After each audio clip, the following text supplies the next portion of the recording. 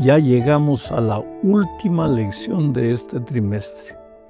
Este trimestre estudiamos las epístolas de Pablo a los Filipenses y a los Colosenses.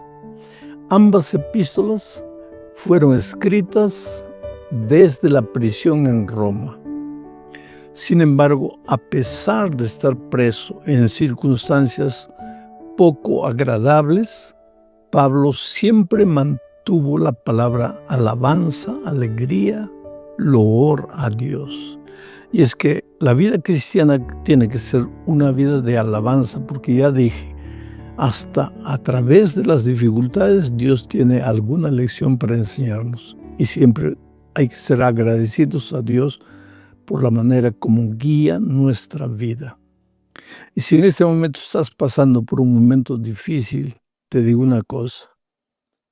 Así como el día dura 12 horas, la noche también dura 12 horas. No te desesperes. Yo sé que en la hora de la dificultad uno no ve luz. La tendencia es, bueno, Dios me abandonó, nadie se acuerda de mí, nada me sale bien, ¿para qué vine a la vida? ¿Para qué estoy en este mundo? No, querido, calma, calma. Tú eres precioso para Dios, tú eres lo más precioso que Dios tiene en la vida. Fuerza, la noche va a pasar. Vamos entonces al estudio de la lección número 13 para el 28 de marzo del año 2026. Y el título de la lección es Permanecer en toda la voluntad de Dios.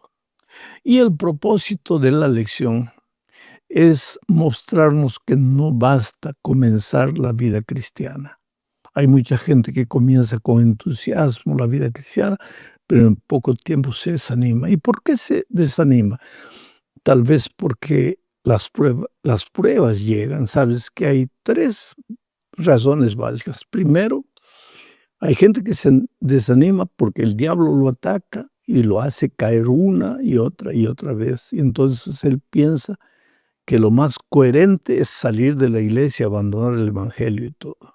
En segundo lugar, hay mucha gente que te va a criticar, porque infelizmente la iglesia es un hospital.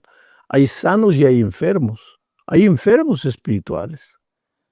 Alguien en la iglesia que chismea, que habla mal, que te mira con soberbia, que parece que el evangelio no lo ha transformado, te va a desanimar. ¿Por qué? Tú sal de la iglesia solo si Jesús personalmente viene y te dice, hijo, no te quiero ver aquí. Pero que los hombres te hagan algo y eso sea motivo para que salgas, no. Tú sigues adelante. Y en tercer lugar, pues son las pruebas de la vida. Hay mucha gente que es probada terriblemente, no resiste a las pruebas y finalmente se desanima y abandona la iglesia.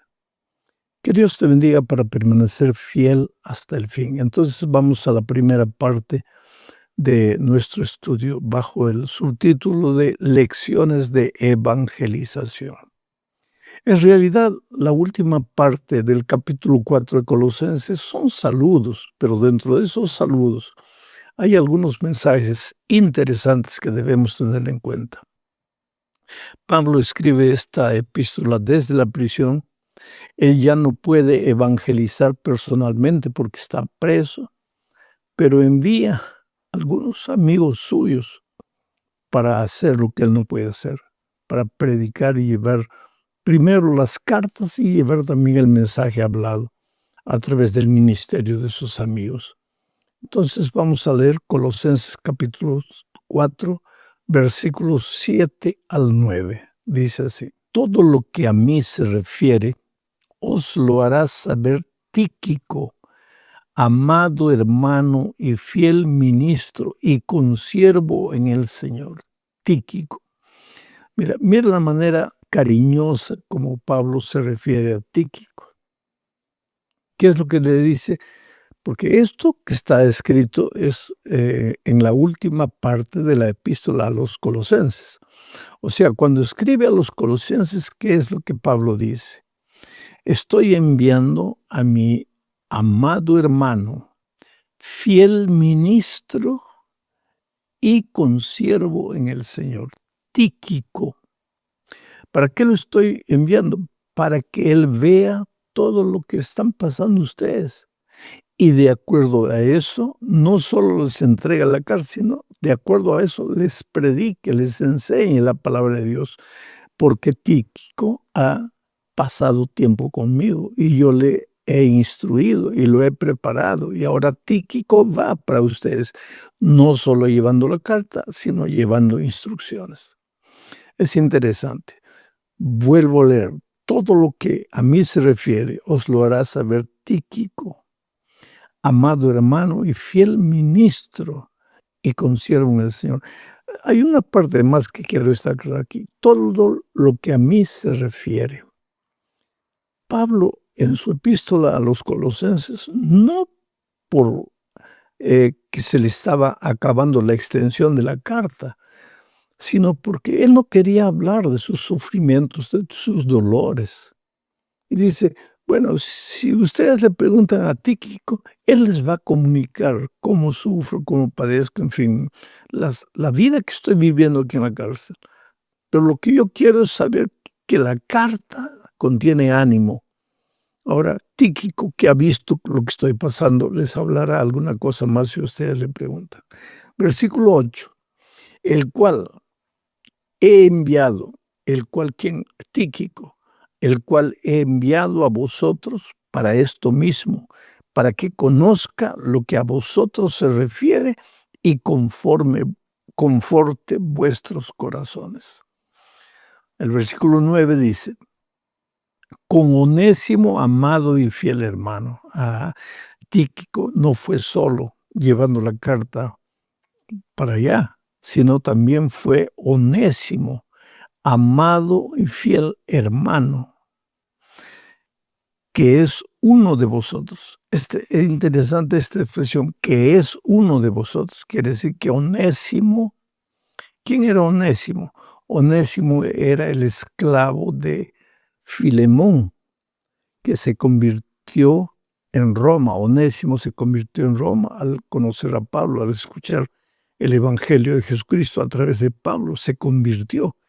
Y ahora se volvió en un emisario de Pablo y viajó a Colosas, donde se encontró con Filemón, su patrón, de quien había huido, y le llevó la epístola a Filemón. Entonces Onésimo viajó con Tíquico para Colosas, ambos enviados por Pablo. Vamos a seguir leyendo. Versículo 9. Con Onésimo, amado y fiel hermano, que es uno de vosotros. Todo lo que acá pasa os lo harán saber. Muy bien, vamos a la segunda parte ahora, hablando de la conectividad en la iglesia primitiva. Mira, en aquellos días no había redes sociales, pero Pablo había armado una red de amigos. Y esos amigos iban para un lado, iban para otro lado, hacían otros amigos, transmitían el Evangelio. La red evangelizadora de los amigos de Pablo era extraordinaria. Solo en el libro de los Hechos de los Apóstoles se menciona 100 amigos de Pablo. Solo en la epístola de Filemón, en la epístola de Pablo a los filipenses y a los colosenses se mencionan unos 20 amigos de Pablo. Era una red de amigos extraordinaria. Leo ahora Colosenses capítulo 4, versículos 10 y 11. Dice así. Aristarco, mi compañero de prisiones. Aristarco, uno de los amigos que formaba la red de amigos. Aristarco, mi compañero de prisiones, os saluda. Aristarco, ¿quién era Aristarco? Aristarco es mencionado en el libro de Hechos de los Apóstoles, cuando en Efeso hubo un escándalo y la gente enardecida porque al escuchar el Evangelio dejaban de adorar a la diosa Diana y los que fabricaban esas estatuillas de la diosa Diana perdieron el negocio y incitaron a la multitud y prendieron a 2 siervos de Dios. Uno de ellos era Aristarco, acompañaba a Pablo. Y en la prisión parece que Aristarco pidió permiso para estar preso con Pablo. ¿Para qué? Para ayudarlo, para servirlo, porque Pablo ya era un hombre de edad. Aristarco evidentemente era más joven. Por eso aquí el versículo 10 dice, Aristarco, mi compañero de prisiones, os saluda. Y Marcos, el sobrino de Bernabé, acerca del cual habéis recibido mandamientos, si fuere a vosotros, recibidle. Marcos, el sobrino de Bernabé. ¿Quién era Marcos? Aquel joven que acompañó en el primer viaje a Timoteo, se desanimó y regresó. Después, en el segundo viaje, quiso acompañarlo de nuevo y ya Pablo dijo no. Este se desanima fácilmente. Bernabé entonces y Pablo se separaron. Bernabé se fue llevando a Marcos. Pablo encontró después a Timoteo. Pero más tarde, cuando envejece Pablo, menciona a Bernabé y prepara el terreno en Colosas para que vaya Marcos. Mira lo que dice, del cual, refiriéndose a Marcos, del cual habéis recibido mandamientos. Si fuere a vosotros, recibidle. Él, Pablo, que años atrás no quiso que Marcos lo siguiese, ahora reconoce que Marcos es un hombre extraordinario en la predicación del Evangelio. Eso quiere decir que un error de algún joven no lo condena para siempre. Eso quiere decir que si tú has fallado, si yo fallé en mi vida en algún momento, eso no nos condena para siempre. Siempre hay una oportunidad para levantarse, para continuar, para corregir lo que se ha errado. Qué lección tremenda nos da Marcos aquí. Versículo 11, sigo leyendo. Y Jesús llamado justo, que son los únicos de la circuncisión que me ayudan en el reino de Dios y han sido para mí un consuelo. Jesús llamado el justo, otro amigo de la red de amigos de Pablo. Aquí dice que Marcos y Jesús llamado el justo, ambos eran judíos que se habían convertido al cristianismo, porque los otros, Aristarco y todos, eran gentiles que se habían convertido al cristianismo, pero Marcos y Jesús, llamado el justo, eran judíos que se habían convertido al cristianismo. Y lo que me impresiona aquí dice es que ellos le ayudaban a Pablo a construir el reino de Dios. Quiere decir, el reino de Dios está formado por seres humanos. Pero mientras el reino de Dios permanezca en esta tierra, va a necesitar muchas veces de una estructura física que la iglesia cristiana primitiva no la tenía de forma completa, pero que a medida que el tiempo fue pasando, pues fueron necesarios todo lo que hoy tenemos, ¿no? Una estructura física. De cierta manera parece una empresa. Pero ahí está el peligro. Somos reino de Dios, no somos reino de los hombres. Cuando Cristo venga de la estructura física, no va a ir nada, ni un ladrillo va a ir para el cielo. Cristo viene solo para llevar a los seres humanos. Entonces hay que estar preocupados no solo en hacer crecer la estructura física, sino hacer crecer el reino de Dios, preparando a los hijos de Dios para encontrarse con Jesucristo. Eso estaba claro en la mente de Pablo y también parece que estaba claro en la mente de Marcos y en la mente de Jesús llamado el justo. Vamos a la tercera parte del estudio hablando de perfectos y completos. ¿Qué es la perfección cristiana? Leamos Colosenses 4, 12 y 13. Os saluda Epafras, el cual es uno de vosotros, siervo de Cristo, siempre rogando encarecidamente por vosotros en sus oraciones, para que estéis firmes, perfectos y completos en todo lo que Dios quiere, porque de Él doy testimonio de que tiene gran solicitud por vosotros y por los que están en la Odisea y los que están en Hierápolis. O sea, Epafras no se limitó a llevar la carta para los colosenses. También viajó para la Odisea, que estaba a 20 kilómetros de Colosas. Y también viajó para Hierápolis, donde habían núcleos de cristianos. Yo no sé si leyó para ellos la carta que leyó para los colosenses también, o si ministró personalmente allá. Pero lo que interesante es que Epafras también era un hombre que se convirtió y después no permaneció callado. Visitaba iglesias llevando el evangelio y confirmando la fe de los hermanos. Pero lo que me interesa de esta parte es que aquí se habla de perfección. Dice que Epafras oraba por la iglesia de Colosas. ¿Para qué? Para que ellos llegasen a ser firmes, perfectos y completos en lo que se relaciona con Dios. Firmeza. Él no quería cristianos tambaleantes, un pie en el mundo, un pie en la iglesia. A veces sí, a veces no. Y Epafras oraba para que todos fuesen firmes, para que todos fuesen perfectos. Vuelvo a repetir, la perfección absoluta en Cristo es un punto hacia donde nosotros nos dirigimos. Pero cuidado con pensar que podemos en esta tierra alcanzar la perfección absoluta de Cristo. ¿Por qué? Porque nosotros en esta tierra cargamos la naturaleza pecaminosa. Y aunque podemos caminar el camino de la perfección y ser perfectos mientras nos dirigimos a la perfección, somos imperfectos y perfectos.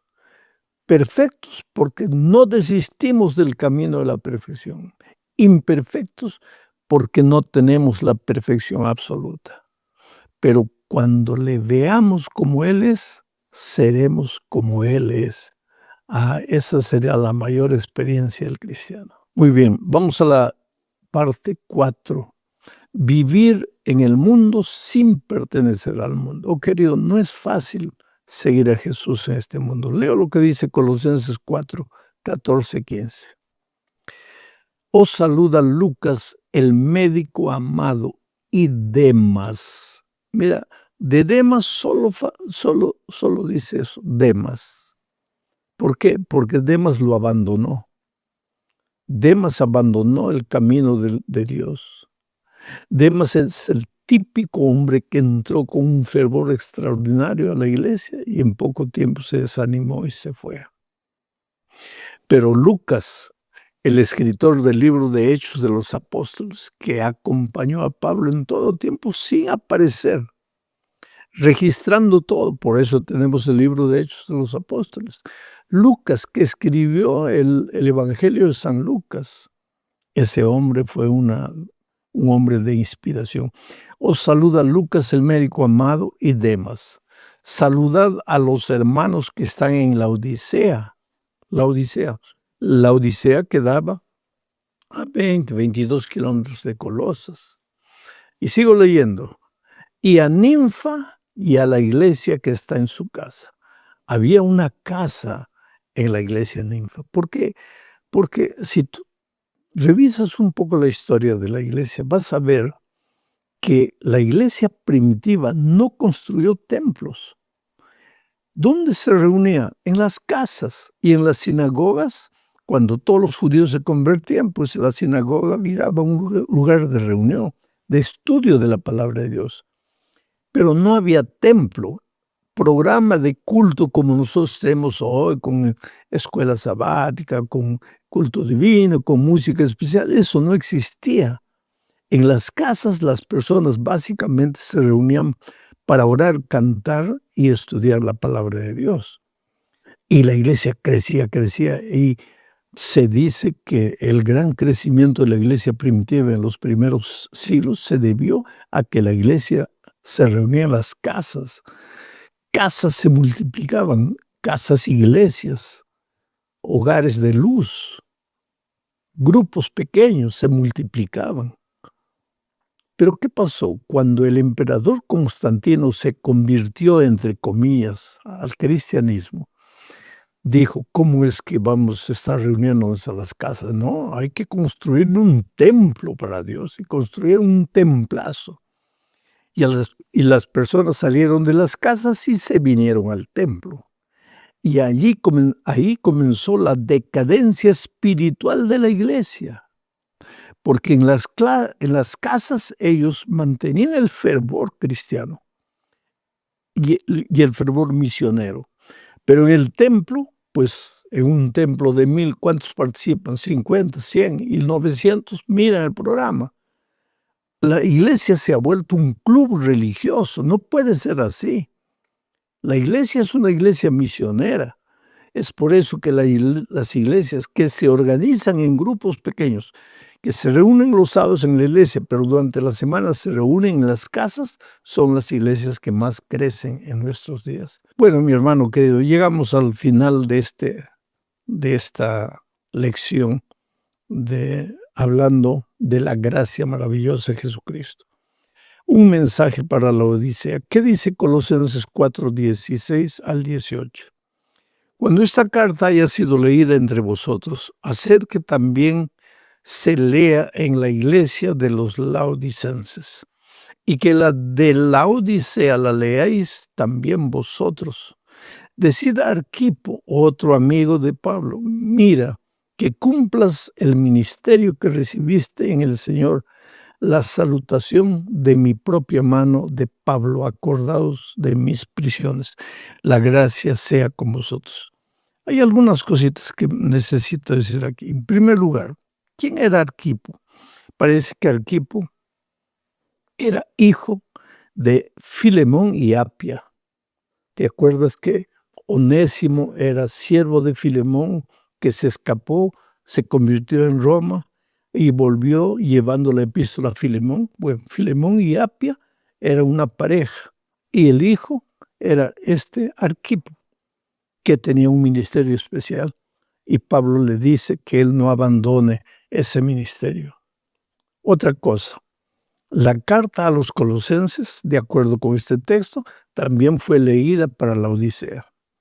Y la carta de la Odisea para los colosenses. ¿Pero qué carta? Tal vez la carta de Juan, porque no tenemos registro de una carta que Pablo le haya escrito a los de la Odisea. El asunto es que el evangelio estaba siendo esparcido no solo para traer nuevos creyentes, sino para confirmar la fe de los antiguos. Me impresiona la manera como termina la epístola. Dice, la gracia sea con vosotros. Amén. La gracia. Pero el versículo 1 de la epístola a los Colosenses empieza diciendo, Pablo, apóstol de Jesucristo, por la voluntad de Dios, y el hermano Timoteo, a los santos y fieles hermanos en Cristo que están en Colosas, gracia y paz sea a vosotros. Comienza con la gracia, termina con la gracia. La Biblia comienza con la gracia, termina con la gracia. ¿Cómo comienza con la gracia? Dios creó los cielos y la tierra. ¿Qué hizo el hombre? Dios creó los cielos y la tierra, se lo entregó por gracia al hombre. Y termina con la gracia, y la gracia de Dios sea con vosotros. No era solo una manera de saludar. Si tú ves la epístola a Filemón y a los colosenses, a los filipenses y a los colosenses, vas a ver que el centro de las dos es la gracia de Jesucristo. Porque la gracia de Jesucristo es el centro de la vida del cristiano. Porque no hay cristianismo sin gracia. ¿Qué sería de nosotros si no existiera la gracia maravillosa de Cristo? Estaremos perdidos, condenados. Pero Él nos amó, entregó a su Hijo. La salvación hoy es por la gracia de Jesucristo. Un abrazo, querido, que Dios te bendiga. Nos vemos en la lección del próximo trimestre. Tal vez con un nuevo visión. Dios jamás hubiera puesto un sueño en tu corazón si no estuviera listo para ir contigo hasta el fin. Bueno, con esto en mente, vamos al estudio de esta semana. Lección número 10 para el 6 de junio del año 2026. Título de la lección: Arrepentimiento y perdón. Tú sabes que la lección de todo el trimestre viene bajo el título de Creciendo en nuestra relación con Dios. Y el arrepentimiento y el perdón son parte de nuestro crecimiento en la experiencia personal con Cristo. Vamos a empezar este estudio imaginando una escena. Cierra los ojos, imagina un pueblo que había visto milagros como abrirse el Mar Rojo, por ejemplo, caer maná del cielo, oír la voz de Dios sacudiendo el Sinaí entre trueno y fuego. Tantos milagros. Y sin embargo, pocos días después, ese mismo pueblo que había visto tanta cosa grande caía en la más terrible idolatría, construyendo un becerro de oro. ¿Cómo es posible? La respuesta tal vez no te guste, pero es real. El corazón humano, tu corazón y el mío, pueden alejarse de Dios más rápido de lo que imaginamos. Y aquí viene lo más impactante. Esta historia que acabo de decir, de un pueblo rebelde, de un pueblo que viendo grandes cosas hizo tantas tonterías en la vida, esa historia no es solo la historia de Israel, es nuestra historia diaria.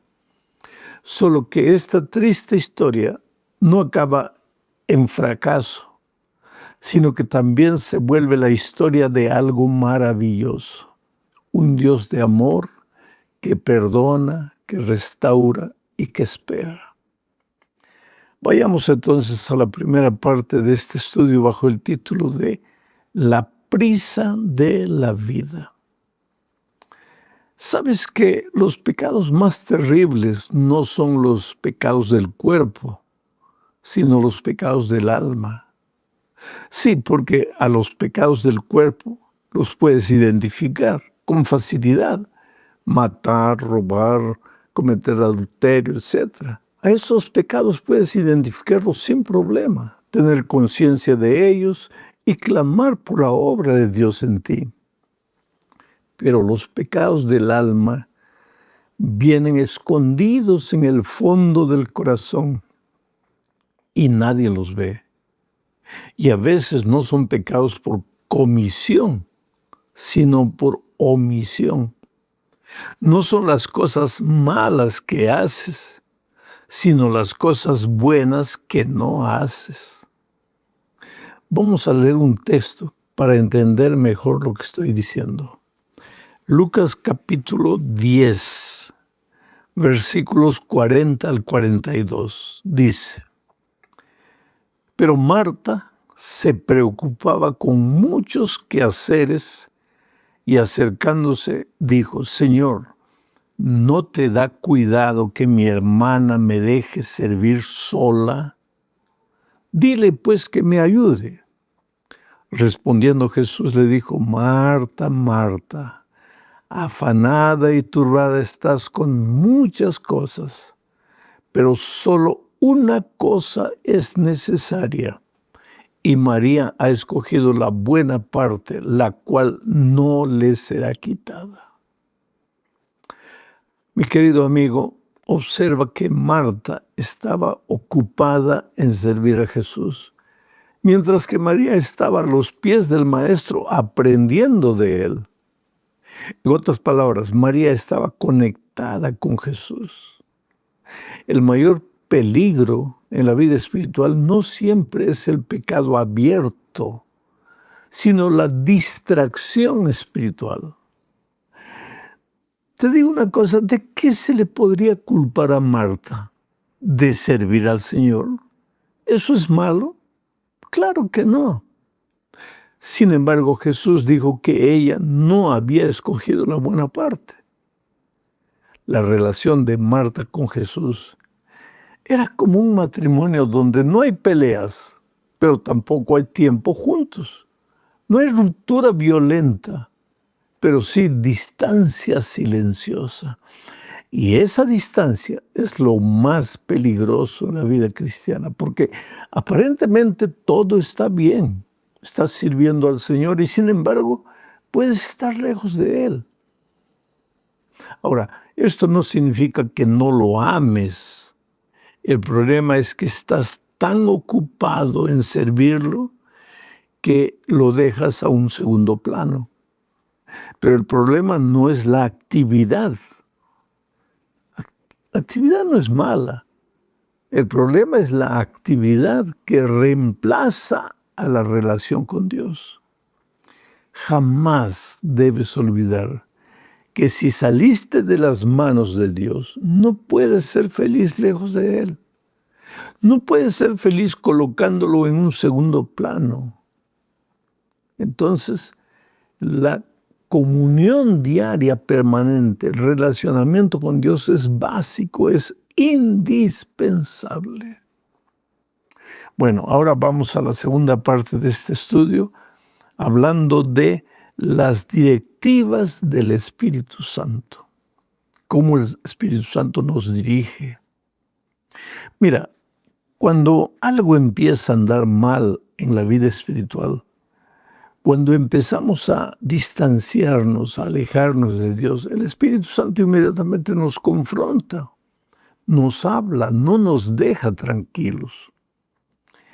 Él dice suavemente aquí al oído, eso que hiciste no está bien, necesitas pedir perdón o regresa a Dios. En fin, el Espíritu Santo trata de traerte de vuelta al Padre. La voz del Espíritu es como una alarma en el carro. Si quieres puedes ignorarla, pero ignorarla no soluciona el problema, solo lo empeora. El peligro que todos corremos es justificar el pecado. Decirnos a nosotros mismos, no, esto que hice no fue tan grave. O sea, aquella persona se lo merecía. O bueno, todos lo hacen. O bueno, mañana le dedicas tiempo a Dios cuando tengas estés más desocupado. Pero el Espíritu Santo solo puede tocar la puerta de tu corazón, no te puede obligar a reconocer tus errores, tus pecados. En el principio de la creación, observa lo que el Espíritu Santo hacía. Voy a leer Génesis capítulo 1, versículo 2, dice así. Y la tierra estaba desordenada y vacía, y las tinieblas estaban sobre la faz del abismo, y el Espíritu de Dios se movía sobre la faz de las aguas. ¿Entendiste lo que acabo de leer?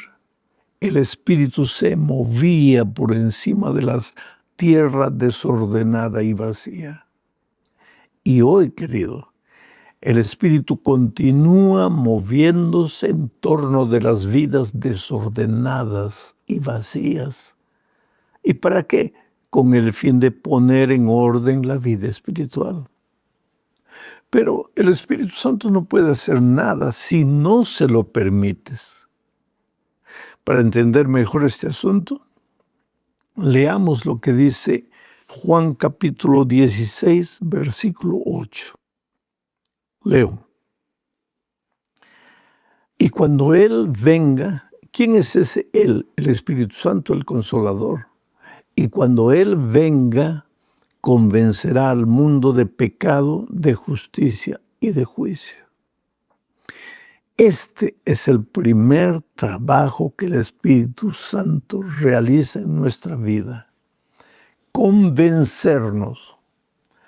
¿Quién nos convence de que las cosas no andan bien en nuestra vida espiritual? No es el pastor, no es el papá, no es el esposo. Es el Espíritu Santo el que te llama al arrepentimiento. Pero recuerda que arrepentimiento no es remordimiento. El remordimiento es originado por la culpa y te lleva a la desesperación. Y como en el caso de Judas, te puede inclusive llevar al suicidio. Pero el arrepentimiento ocurre cuando oyes la voz del Espíritu Santo y reconoces que has herido el corazón de Dios, que has pecado. Y entonces cuando reconoces eso, surge en ti la voluntad de abandonar el camino del pecado. Bueno, se puede hablar mucho del arrepentimiento. Ese sentimiento, esa convicción poderosa que el Espíritu Santo trabaja dentro de ti, te lleva a caer de rodillas y a decir: Señor, esto que estoy haciendo no está correcto. Crea en mí un corazón nuevo. Hazme de nuevo. Transfórmame. Bueno, vamos ahora a la tercera parte de este estudio bajo el subtítulo de arrepentimiento genuino. En esta parte, la idea central es que arrepentirse no es solo sentir malestar espiritual, es tomar la decisión de cambiar. Una persona que pide perdón pero sigue haciendo lo mismo, pues no está arrepentida, solo está con miedo de las consecuencias de su pecado.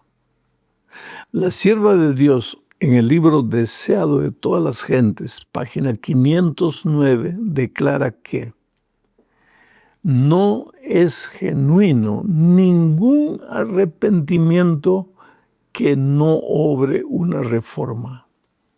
La justicia de Cristo no es un manto para cubrir pecados que no han sido confesados ni abandonados. Es un principio de vida que transforma el carácter y rige la conducta. ¡Qué declaración impresionante! Esta última frase me conmueve. El arrepentimiento es un principio de vida que transforma el carácter. ¿Qué significa esto? Significa que el arrepentimiento no es apenas llorar, tener miedo de lo que va a suceder ahora, qué pecado. No, no, no. El arrepentimiento trabaja de manera silenciosa, así en el corazón, pero llegas a la conclusión de que Dios está triste con tu actitud y ahora surge en tu corazón el deseo: Señor, a partir de hoy las cosas van a ser diferentes. No porque yo pueda, no porque yo tenga dominio propio, no porque yo tenga fuerza de voluntad, sino porque yo creo en ti y tú eres poderoso.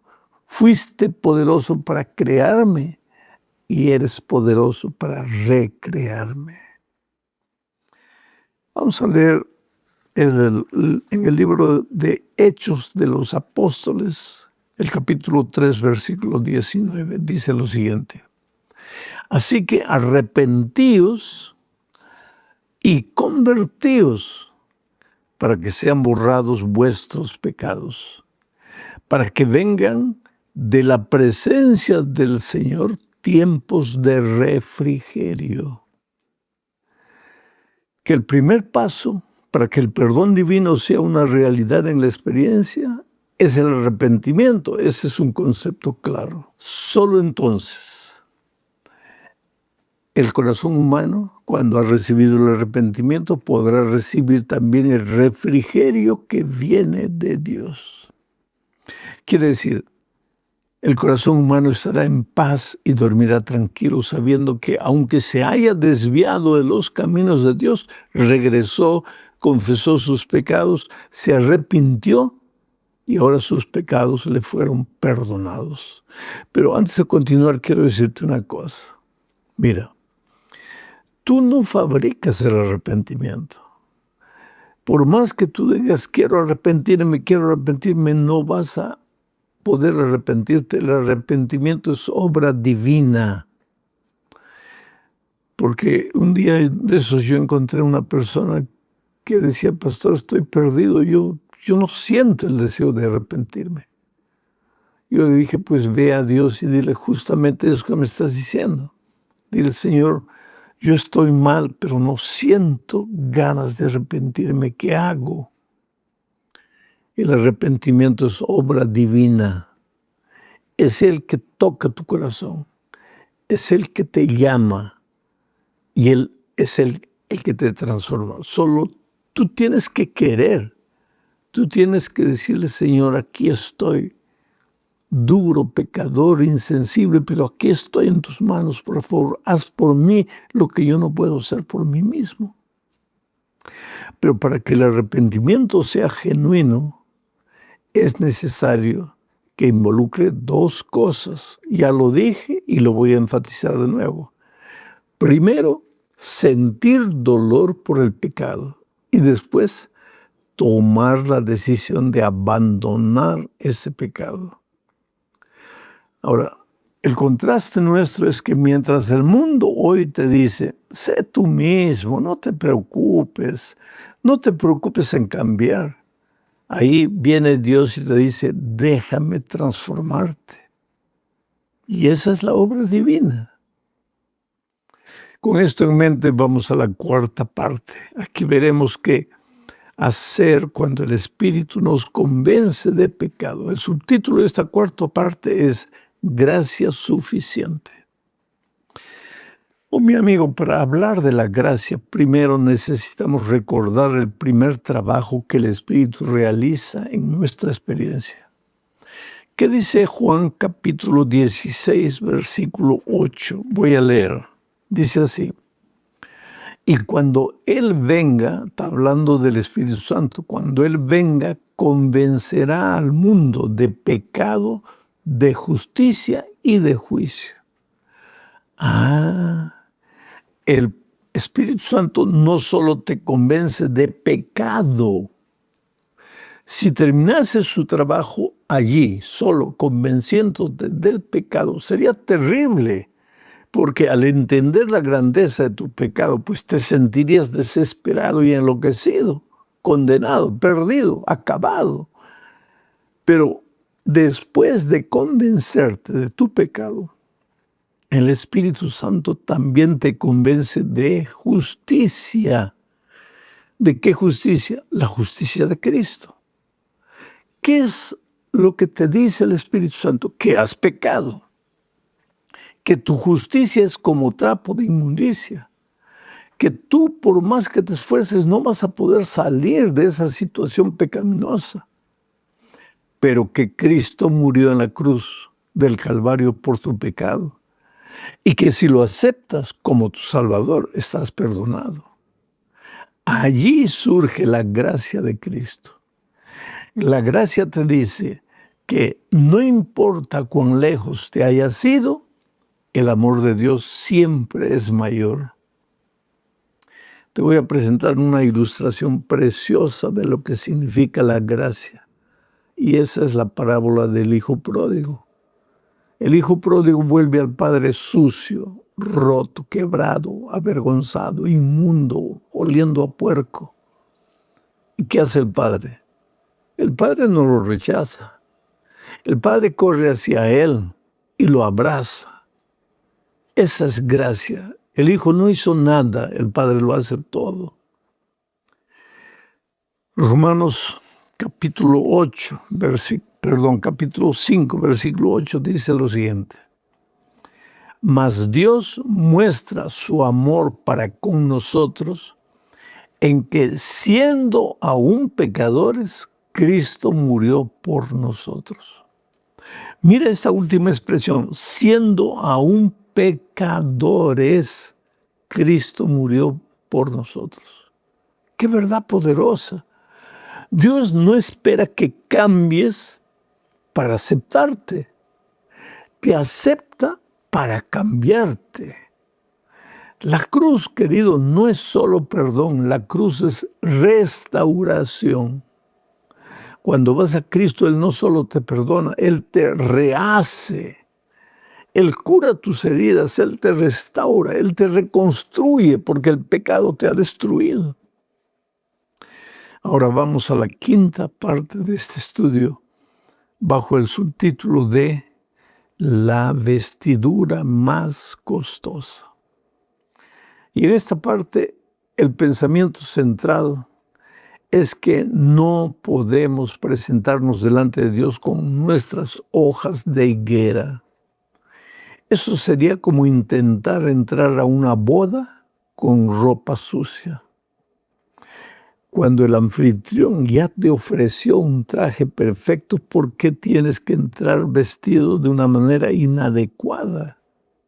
Mi amigo queridos, solo la justicia de Cristo nos cubre, no nuestras obras, no nuestra religión, no nuestra apariencia. Cristo es nuestra vestidura.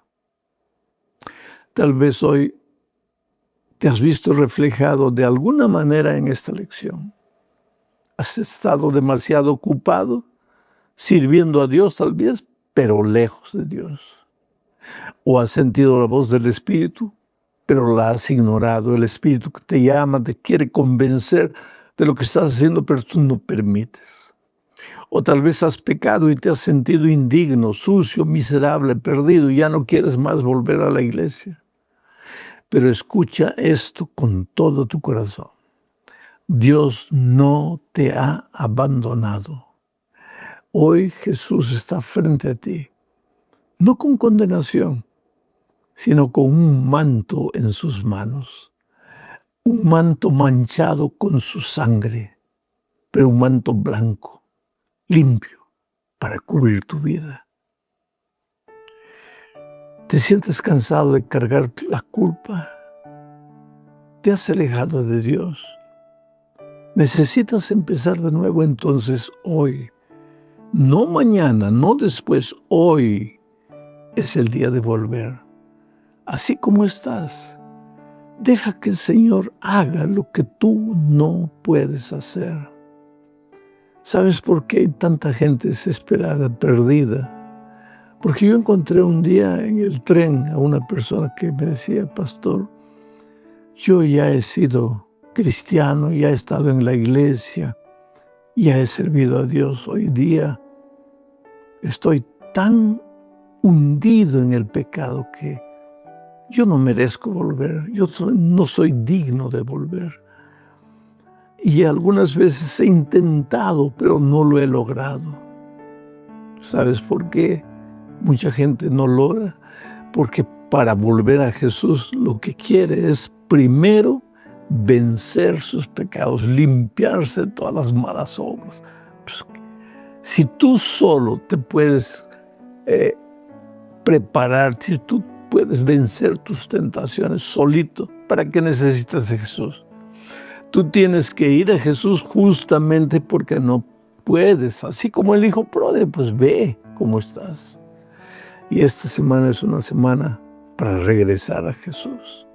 En este momento, ahí donde estás, cierra tus ojos, haz una oración. A lo largo de la semana clama, busca a Dios. Así como estás, deja que Él haga por ti la obra maravillosa de la redención